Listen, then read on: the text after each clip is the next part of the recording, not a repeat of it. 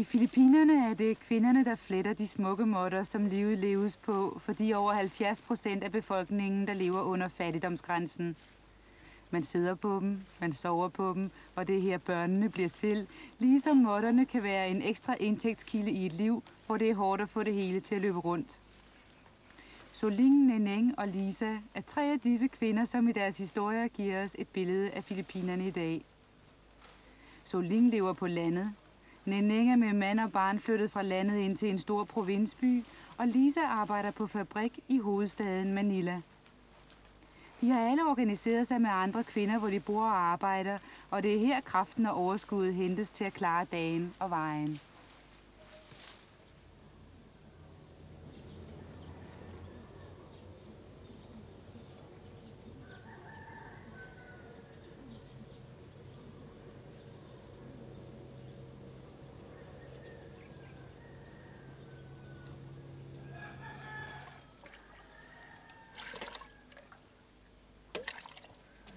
Det er stadig mørkt, når Soling står op for at fodre grisen.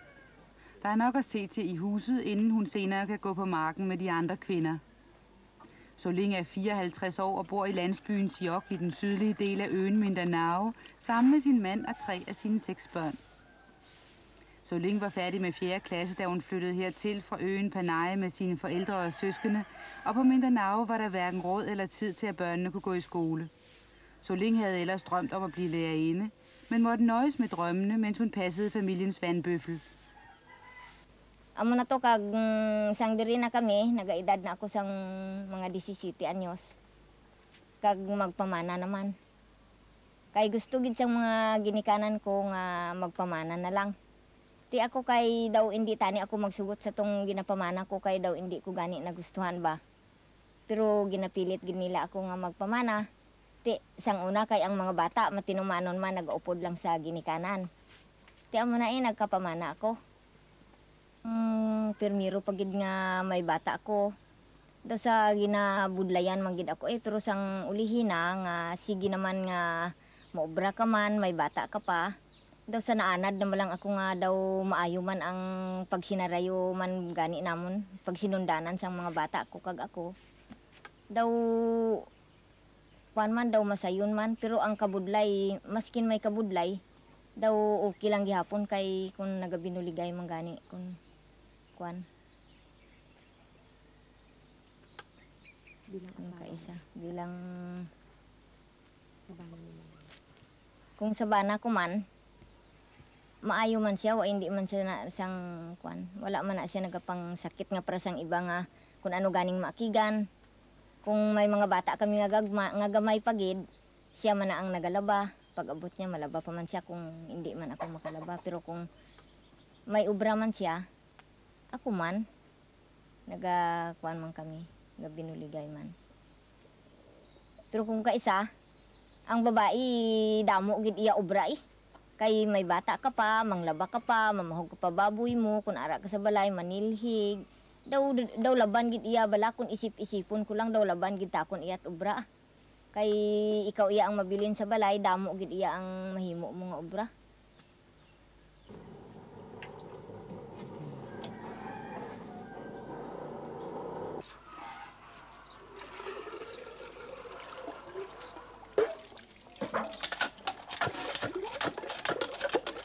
Sang sa una pa, upod gid kami nga duha nagapangabudlay gani, nagapamugon. Pero sa subong kay nagamasakit na siya, daw ako gid na iya ang nagapangulo sa amon nga pagpangabuhi. Kay hindi naman siya makapamugon. Ti ako gid iya ang nagakuan kag ang mga kabataan ko amon nang nagabulig sa amon pangabuhi. Ako nagadesisyon man ako pero nagahatag man gani ako katahuran sa bana ko ba. Kung magdesisyon ako, nagaagi man anay sa iya. Kung maayo gani ang amon nga madesisyonan, nagakuan man siya. Hindi man nga ako lang gid ang madesisyon kay may bana ako. Siyempre kinahanglan magrespeto man kita. Pero kung sa maayo nga pagdesisyon, maskin siya man kung kaisa madesisyon, okay man na. Pero ako, kung hindi ko nagustuhan ang pagdesisyon, hindi gid ako magsugot kung hindi ko gusto ang ana nga desisyon nga hindi mayo. Ang kabaskog ko nga nga ginasaligan. Nagaampog gid ako sa Ginoo kag dason. Inang nakaupod man gani ako sa inang kahugpungan sang kababayen-an. Amo na adra nga daw mabaskog gid ang pagsalig ko kung nagatuo gid kita sa Dios kag may mga natuki-tuki man kita nga mga kinaalam nga gamay. Amo na nga kami nga mag-upod sa kababayen-an. Kag parte sa mga produksyon, ang ginatinghwa man daad namon nga kami nga mga kababayen-an nga katunga man sang populasyon gani sang aton nga sang mga kalalakin-an. Gusto madaad namon nga inang makalupa man kami. Kay kami nga mga kababayen-an nga naghugpong taga diri, puro man kami mangunguma. Kag nagakalisod-lisod man ang mga mangunguma tungod sa subong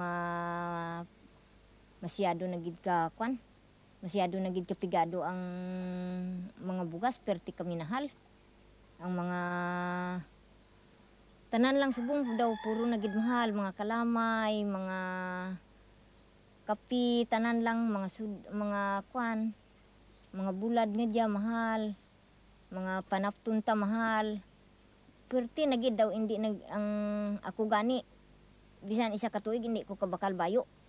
Dugay-dugay na nga mga bayo, amo lang gihapon ang ginabalik-balik. Makabakal man ako it bayo relief. Amo lang na ang sa akon nga ang kapigado gid sa amon ri subong. Bisan pagsudan namon gamantinir lang kami baguong. Kung kaisama kakulo kwarta makabakal man kami mga isda man nga tigamay lang mga tagpulo ka pisos amo lang na. Hindi man kami makabakal nga siyan mo sa amon panimalay damo amon sudan wala. Kun bulad lang, kun baguong lang wala kami damo nga sudan. Ang permanente lang namon amo lang nang painit lang kun aga. Nga daw hindi mabulagan kay malamig man. Ti kung wala gid painit-init ang sulok-sulok ta. Daw mabudlay man mag-ubra ka nga wala gid sang painit ang imong sulok-sulok.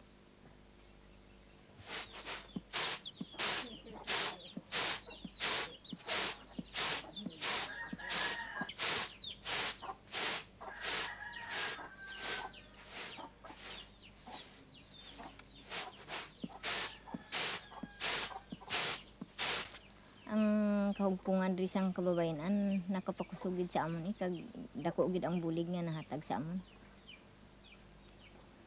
Kay daw gintudloan kami sang dapat namon himuon.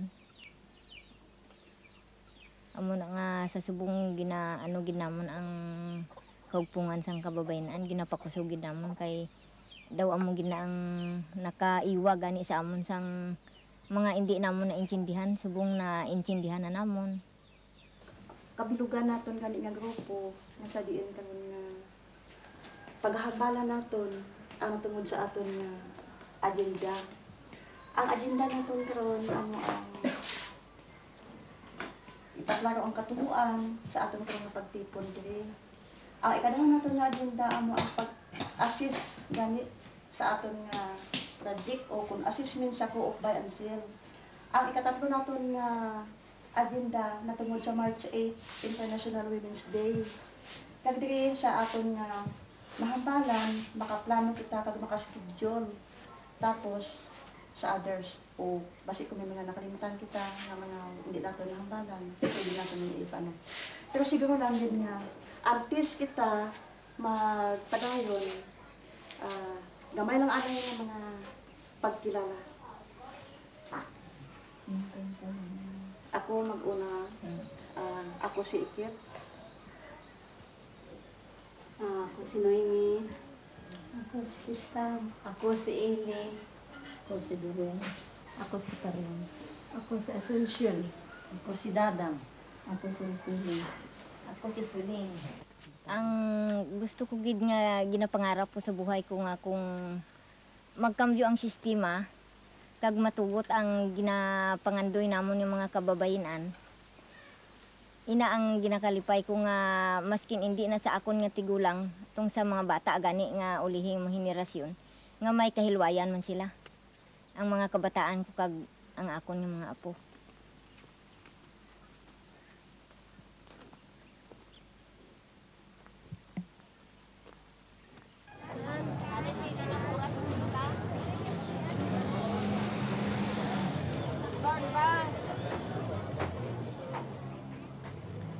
er hektisk aktivitet på fisketorvet i Bacola tidligere om morgenen, når fisken lige er kommet ind fra havet.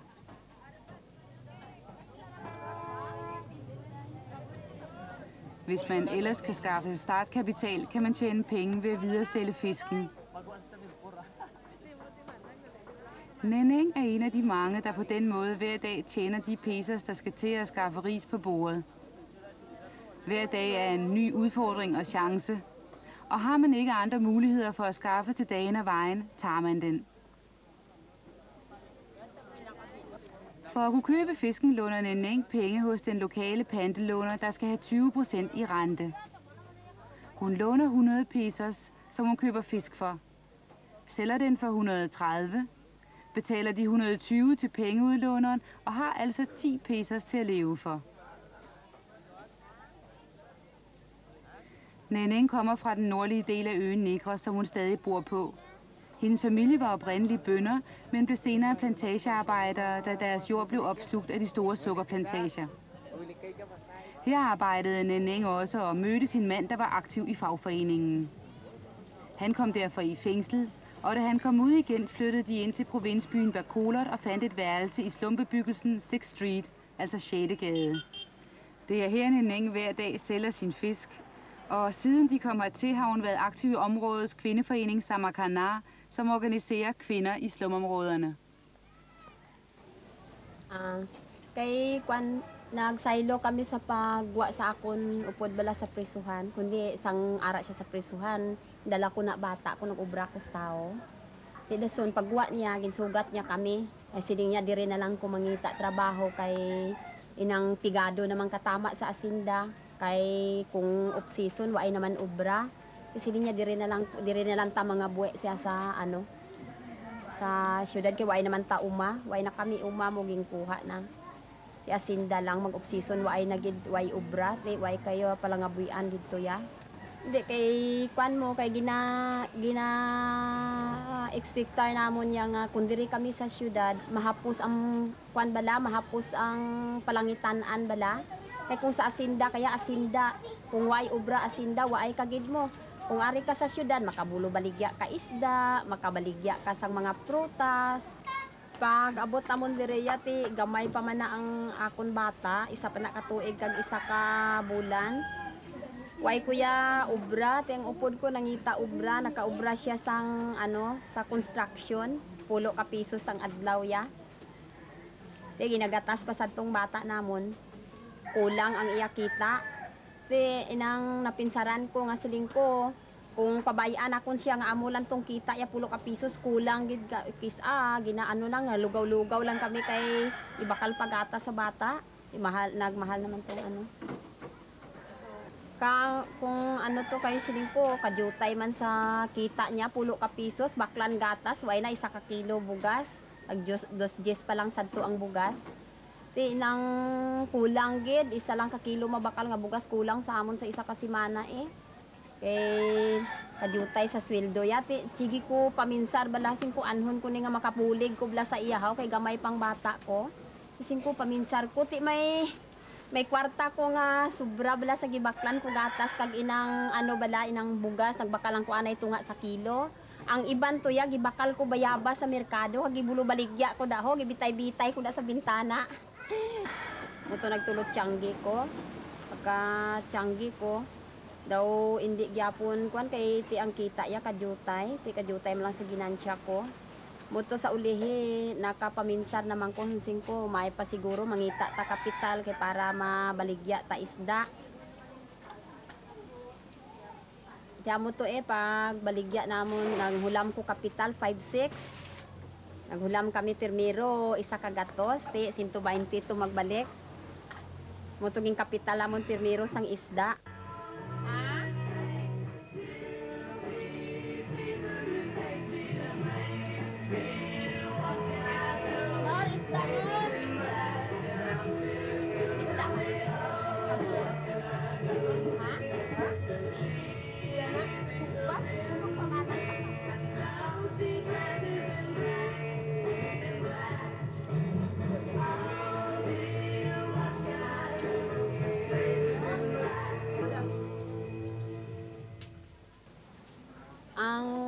Banpor amo na siyang amo na siyang mga pumuluyo man sa Pilipinas nga wala na sila sing kaugalingon nga duta. Dason inang pigado na sila kaayo. Ang iban may balay man pero hindi ila duta ang gitibsukan. Amo na siya ang mga pumuluyo man sa Pilipinas nga wala makaangkon sang insakto nga palangabungian. Kay wala sila. Sang una ya sa panguma pa, tawhay dito ya ang pangabuhi sa may uma pa kami. Pero sa asinda na ya, pigado gidya katama sa asinda ya kay jutay sweldo mo tiwala na kami ang sweldo sa asinda ya hindi ka insakto ya sa amon kwan ya sa amon palangabuhian ya kay jutay ang sweldo. Tiway na kami uma. Gano na inang tanan ginabakal na bugas namon nabakal ti kamahal daan sa bugas. Hindi na makakwan sa una sa panguma pa nami maayo dito amon kwan daw tawhay dito pero sa wala na ya uma pigado ya kaayo sa asinda na.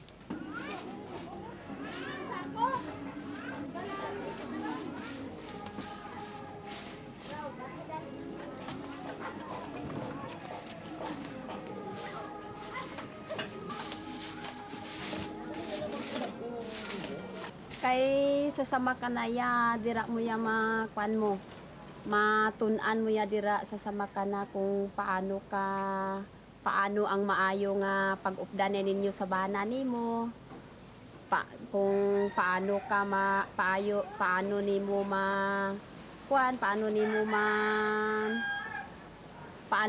maglapit ang kabubuton ninyo abis ang isig kapareho ninyo sa samakana matun-an nimo ya ang ang maayo nga pang-ugali kay ginatun-an ninyo da kung paano mo pamuklaton ang mga isig kapareho nimo nga babae nga wala sila makaintindi kung paano kita mahilway abi ti kalabanan sa iban niya masiling lang na nga ti nang maninguha ka tudo para mahilway ka.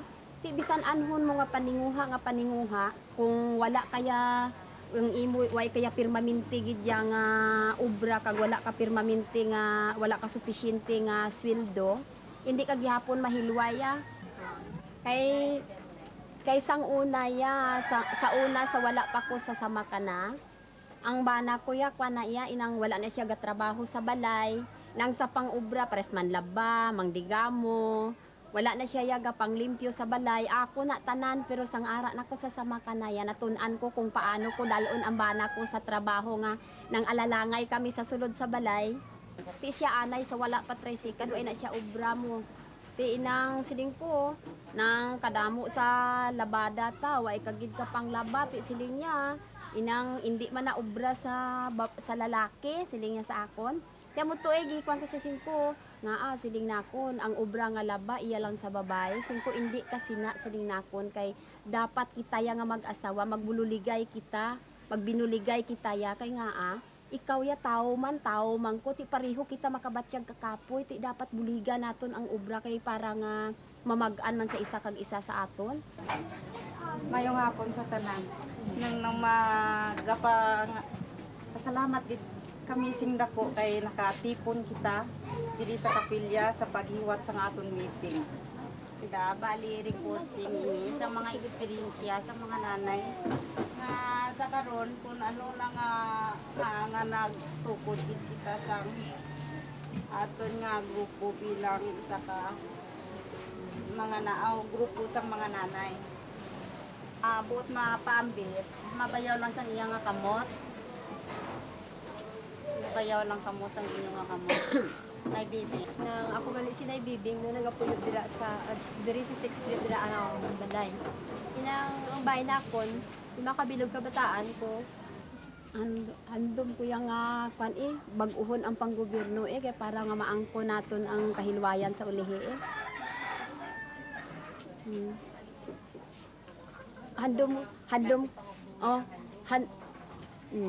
handom ko yang kwan nga inang makaangkon man ko sang duta, balay, makaipa-eskwela ko sa bata ko sang insakto, makakaon kami sang insakto, nga pareho man sa ginakaon sa manggaranon, abi. Kay ti, tao man ko tao, ang manggaranon tao man na. Plano.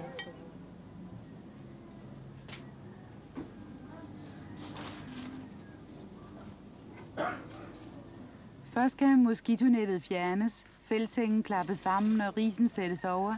Så kan dagen starte hos Lisa, der er 24 år og bor i en etværelseslejlighed i Manila med sin far og bror, som hun forsørger. Det var Lisas mor, der forsørgede familien, og da hun døde for 7 år siden, pålagde hun Lisa at overtage hendes rolle. Moren var syerske, og også på fabrikken gik Lisa ind på morens plads. Lisa fortæller, at hun kommer fra en skilsmissefamilie. Faren drak, og moren lod sig skille efter, at Lisa var begyndt i skole. Moren fandt en ny mand, men han forsvandt, da moren blev helbredeligt syg, og Lisa er nu tilbage med sin rigtige far.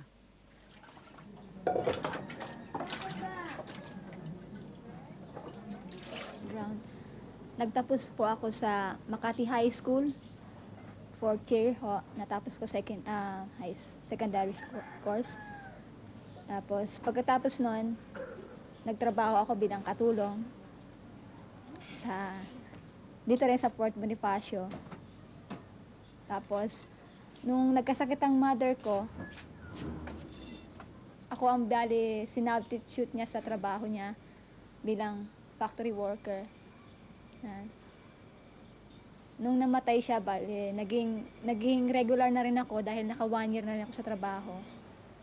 Kaya ngayon, nung nawala na siya, tinanggap nila ako bilang isang regular na.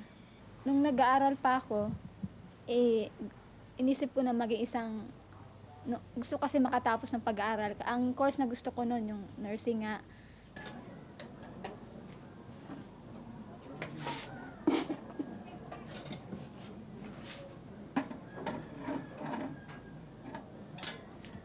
Gusto ko pa rin mag-aral, kaya lang inuuna ko muna yung papagtapusin muna ng high school yung kapatid ko sumunod sa akin para naman pag nag-aral ako hindi na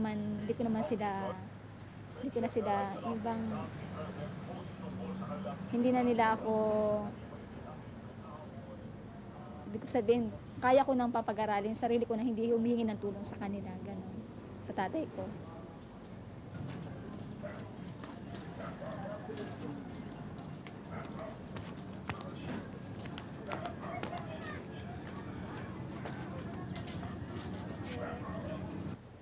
Nanay ko na trabaho doon bilang isang sewer.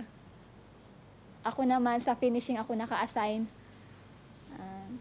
Special machine ang hawak ko.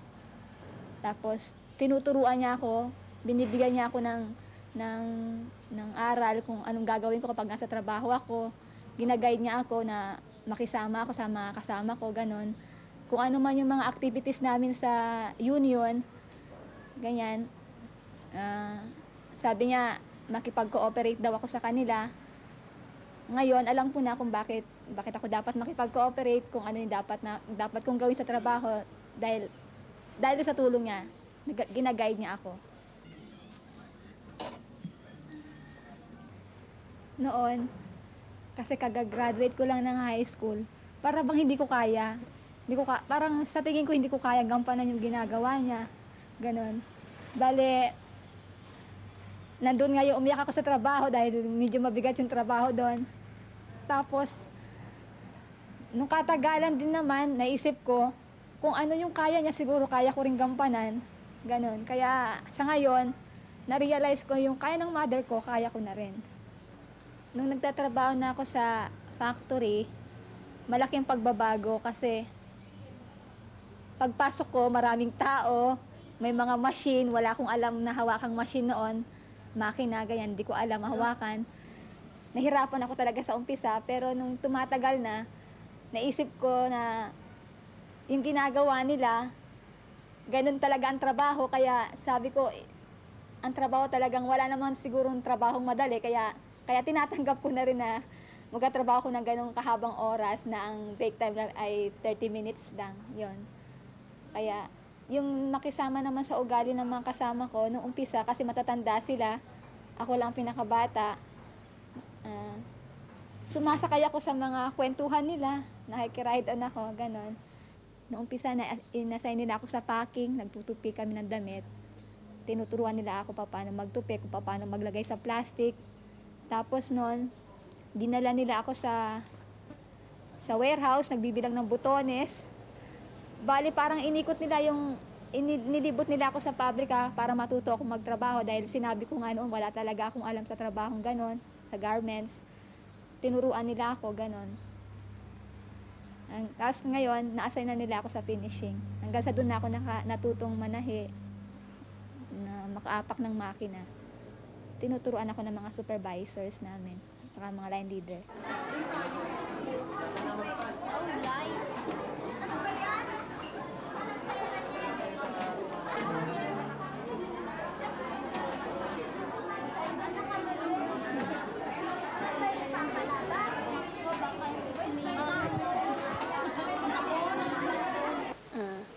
Pagkagaling sa trabaho, kasi minsan nagkakayayaan kami ng mga kaibigan ko. Lalo na pag may practice kami, pupunta kami sa simbahan, nagpa-practice kami mga 2 hours, ganyan. Pagkatapos noon, nagkakayayaan din kami pumunta sa mga bahay-bahay ng mga kasama namin. Pag summer, nagkakaroon kami ng outing, the whole group, kasama yung leader namin. Tapos nanonood din kami ng sine paminsan-minsan. Yan. Pag may birthday isa sa amin sa grupo, yan, pinupunta namin. Nagkakaroon kami ng parang kasayahan, gano'n. Minsan, pag nasa bahay naman, pag linggo, pagkatapos ng service namin sa simbahan, umuwi ako, naglalaba, naglilinis ng bahay. Pagkatapos nun, nagpapahinga.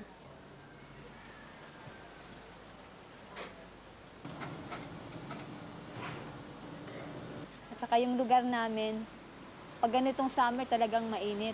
Kasi yung singaw ng makina na pupunta sa amin dahil hindi nga gaanong bukas yung mga bintana, mataas.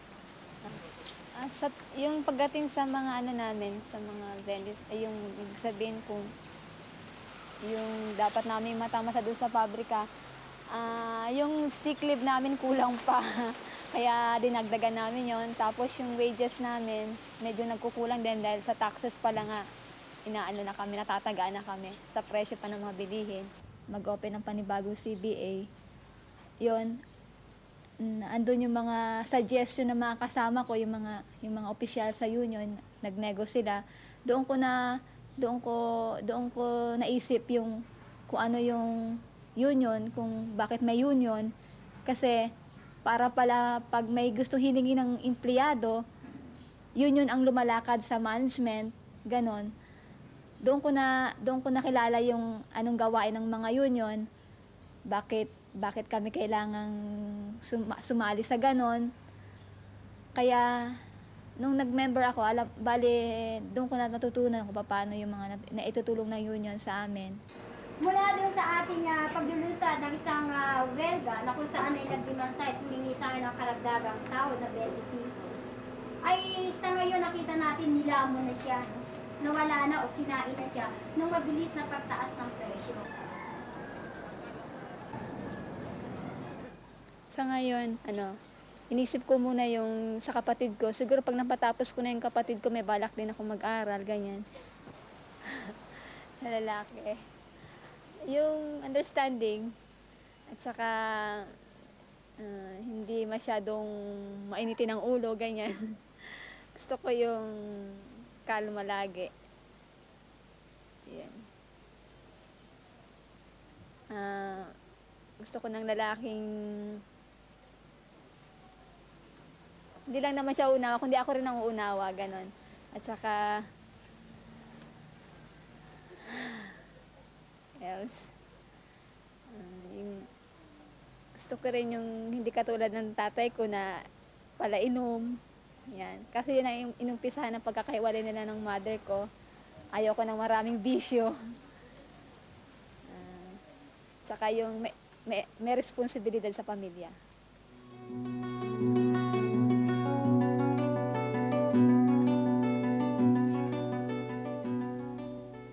Lisa, Neng og Soling har med deres beretninger fortalt de mange filippinske kvinders historie. På landet, i storbyslummen og på fabrikken På tværs af generationsforskelle, sprog og erfaringer har de det vigtigste til fælles. Deres håb for at arbejde mod en bedre fremtid.